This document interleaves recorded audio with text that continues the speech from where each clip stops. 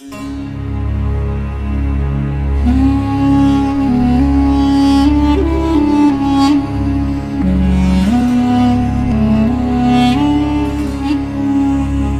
ರಾಶಿಗೆ 2026ರಲ್ಲಿ ಅಷ್ಟಮ ಶನಿ.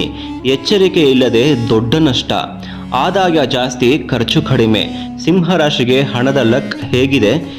ನೀವು ನಂಬಿದ ವ್ಯಕ್ತಿಯೇ ನಿಮಗೆ ಮೋಸ ಮಾಡ್ತಾರಾ? 2026ರ ಶಾಕಿಂಗ್ ಸತ್ಯ. ಗುರು ಸ್ಥಾನ ಬದಲಾವಣೆ. ಜೂನ್ ನಂತರ ಸಿಂಹರಾಶಿಗೆ ಆಗೋದಾದ್ರೂ ಏನು? ಗಂಡ ಹೆಂಡತಿ ಜಗಳ ಹೆಚ್ಚಾಗುತ್ತದೆಯಾ? ಸಿಂಹ ರಾಶಿಯ ರಹಸ್ಯ ಫಲ. ಅಕ್ಟೋಬರ್ ನಂತರ ಸಿಂಹ ರಾಶಿಗೆ ದೊಡ್ಡ ಲಾಭ. ಯಾವ ಅವಕಾಶ ಬರ್ತಾ ಇದೆ? ಅಷ್ಟಮ ಶನಿ ದೋಷ ನಿವಾರಣೆ. ಈ ಒಂದು ಪರಿಹಾರ ನಿಮ್ಮ ಜೀವನವನ್ನೇ ಬದಲಾಯಿಸುತ್ತೆ. ಸಿಂಹ ರಾಶಿಯವರಿಗೆ 2026 ನಿಜವಾಗಿಯೂ ಲಕ್ಕಿ ವರ್ಷವೇ? ನಮಸ್ಕಾರ ವೀಕ್ಷಕರೇ, ನಿಮ್ಮೆಲ್ಲರಿಗೂ ನನ್ನ ಇಂದಿನ ಯೂಟ್ಯೂಬ್ ಚಾನಲ್ಗೆ ನಿಮ್ಮೆಲ್ಲರಿಗೂ ಸ್ವಾಗತ. ನಾನು ಪ್ರಮೋದ್ ಕಶ್ಯಪ್. ಈ ವಿಡಿಯೋದಲ್ಲಿ ಸಿಂಹ ರಾಶಿಯವರ ಯುಗಾದಿ ವರ್ಷ ಭವಿಷ್ಯ, ಪರಾಭವ ನಾಮ ಸಂವತ್ಸರದ ಯುಗಾದಿ ವರ್ಷ ಭವಿಷ್ಯ ಹೇಗಿದೆ ಅಂತೇಳಿ ನಾನು ಹೇಳ್ತಾ ಹೋಗ್ತೀನಿ. ವಿಡಿಯೋನ ಕೊನೆಯ ತನಕ ನೋಡಿ. ಅದಕ್ಕೂ ಮುಂಚೆ ನನ್ನ ಚಾನಲ್ಗೆ ಯಾರ್ಯಾರು ಸಬ್ಸ್ಕ್ರೈಬ್ ಮಾಡ್ಕೊಂಡಿಲ್ಲ ಸಬ್ಸ್ಕ್ರೈಬ್ ಮಾಡ್ಕೊಳ್ಳಿ, ಶೇರ್ ಮಾಡಿ, ಲೈಕ್ ಮಾಡಿ ಅಂತ ಹೇಳ್ತಾ ವಿಡಿಯೋನ ನಾನೀಗ ಪ್ರಾರಂಭ ಮಾಡ್ತಾ ಇದ್ದೀನಿ.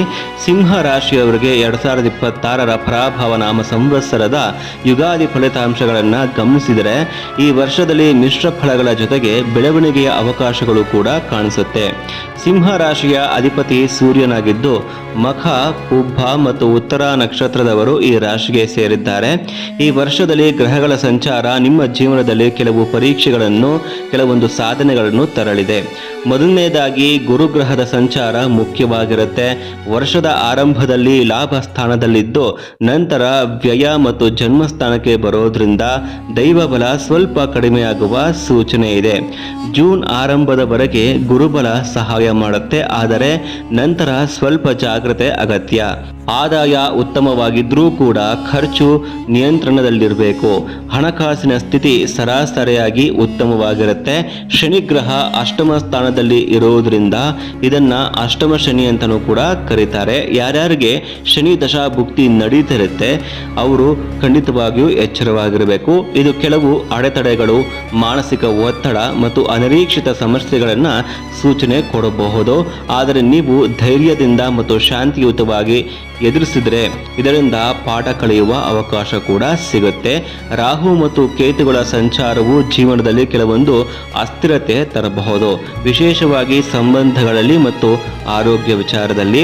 ಆರೋಗ್ಯದ ದೃಷ್ಟಿಯಿಂದ ಈ ವರ್ಷ 50-50 ಅಂದರೆ ಅರ್ಧಕ್ಕೆ ಅರ್ಧ ನಿಮ್ಮ ಒಂದು ಸ್ಥಿತಿ ಚೆನ್ನಾಗಿರುತ್ತೆ. ಕೆಲವೊಮ್ಮೆ ಆರೋಗ್ಯ ಚೆನ್ನಾಗಿರಬಹುದು, ಕೆಲವೊಮ್ಮೆ ಸಣ್ಣ ಪುಟ್ಟ ತೊಂದರೆಗಳು ಕಾಣಿಸ್ಕೊಳ್ಬಹುದು.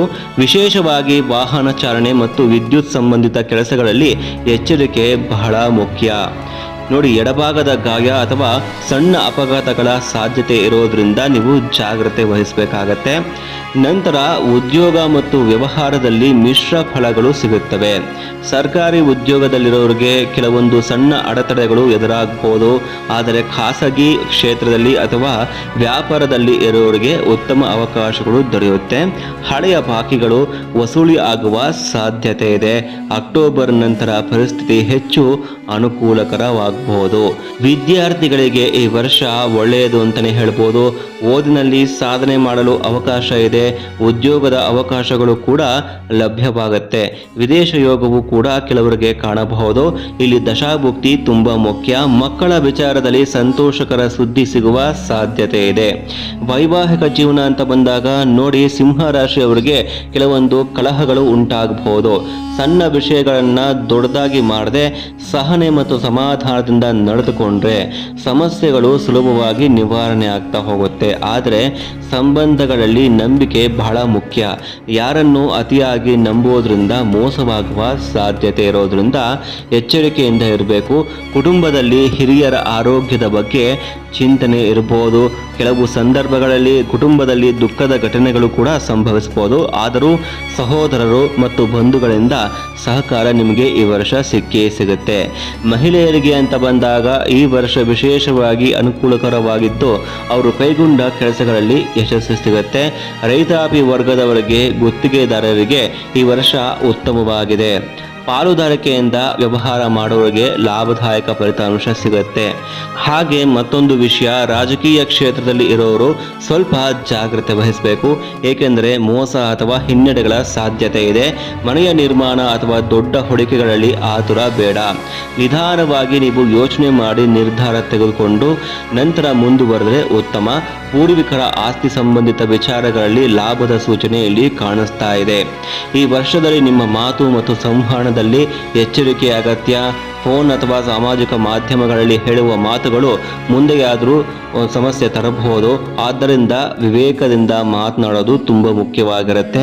ಒಟ್ಟಾರೆ ಈ ವರ್ಷ ಸಿಂಹರಾಶಿಯವರಿಗೆ ಒಂದು 65ರಿಂದ 80% ಮಟ್ಟಿಗೆ ಶುಭ ಫಲಗಳನ್ನು ನೀಡುತ್ತೆ. ಸ್ವಲ್ಪ ಸವಾಲುಗಳಿದ್ರೂ ಕೂಡ ಅದನ್ನು ನೀವು ಧೈರ್ಯವಾಗಿ ಆಧ್ಯಾತ್ಮಿಕತೆಯಿಂದ ನೀವು ಎದುರಿಸಿದರೆ ಯಶಸ್ಸು ನಿಮ್ಮದಾಗತ್ತೆ. ಪರಿಹಾರವಾಗಿ ಶನಿವಾರದ ದಿನಗಳಲ್ಲಿ ಶನಿದೇವರಿಗೆ ತುಪ್ಪದ ದೀಪ ಹಚ್ಚೋದು ಉತ್ತಮ. 9 ಶನಿವಾರಗಳು ಈ ಪೂಜೆಯನ್ನು ಮಾಡೋದ್ರಿಂದ ಶನಿಯ ದೋಷಗಳು ಕಡಿಮೆ ಆಗುತ್ತೆ. ನವಗ್ರಹ ಶಾಂತಿ ಮಾಡಿಸಿಕೊಳ್ಳುವುದು ಕೂಡ ಉತ್ತಮ. ಹಾಗೆಯೇ ಹನುಮಂತನ ಆರಾಧನೆ ಬಹಳ ಫಲಪ್ರದ. ಪ್ರತಿದಿನ ಓಂ ಹಂ ಹನುಮತೆ ನಮಃ ಈ ಮಂತ್ರವನ್ನ ಜಪ ಮಾಡೋದ್ರಿಂದ ಮಾನಸಿಕ ಶಕ್ತಿ ಹೆಚ್ಚಾಗುತ್ತೆ. ಜೊತೆಗೆ ಅಡೆತಡೆಗಳು ದೂರವಾಗುತ್ತೆ. ಹನುಮಾನ್ ಚಾಲೀಸಾ ಪಠಣ ಕೂಡ ಉತ್ತಮ ಫಲಿತಾಂಶ ನೀಡುತ್ತೆ. ಭಾನುವಾರ ಮತ್ತು ಶುಕ್ರವಾರ ಹೊಸ ಕೆಲಸಗಳನ್ನು ಪ್ರಾರಂಭ ಮಾಡಲು ಶುಭ ದಿನಗಳು. ಕೇಸರಿ ಮತ್ತು ಗುಲಾಬಿ ಬಣ್ಣಗಳು ನಿಮಗೆ ಶುಭಕರ. 1 ಮತ್ತು 7 ಸಂಖ್ಯೆಗಳು ನಿಮ್ಮ ಅದೃಷ್ಟ ಸಂಖ್ಯೆಗಳು. ಈ ವರ್ಷ ನಿಮ್ಮ ಜೀವನದಲ್ಲಿ ಜಾಗೃತಿ ಮತ್ತು ಪ್ರಗತಿಗೆ ದಾರಿ ತೋರಿಸುವ ವರ್ಷವಾಗಿದೆ. ಸರಿಯಾದ ನಿರ್ಧಾರಗಳಿಂದ ಧಾರ್ಮಿಕ ಆಧ್ಯಾತ್ಮಿಕತೆಯನ್ನು ರೂಢಿಸಿಕೊಂಡು ಉತ್ತಮ ಫಲಿತಾಂಶಗಳನ್ನು ನೀವು ಪಡಿಬಹುದಾಗಿದೆ. ಇದಿಷ್ಟು ಸಿಂಹರಾಶಿಯವರ ಪರಾಭವ ನಾಮ ಸಂವತ್ಸರದ 2026ರ ಯುಗಾದಿ ವರ್ಷ ಭವಿಷ್ಯ ಆಗಿರುತ್ತೆ. ನಂತರ ಮುಂದಿನ ರಾಶಿ ಕನ್ಯಾ ರಾಶಿ ಮುಂದಿನ ವಿಡಿಯೋದಲ್ಲಿ ಭೇಟಿಯಾಗೋಣ. ಎಲ್ಲರಿಗೂ ನಮಸ್ಕಾರ. ಕೃಷ್ಣಾರ್ಪಣಮಸ್ತು.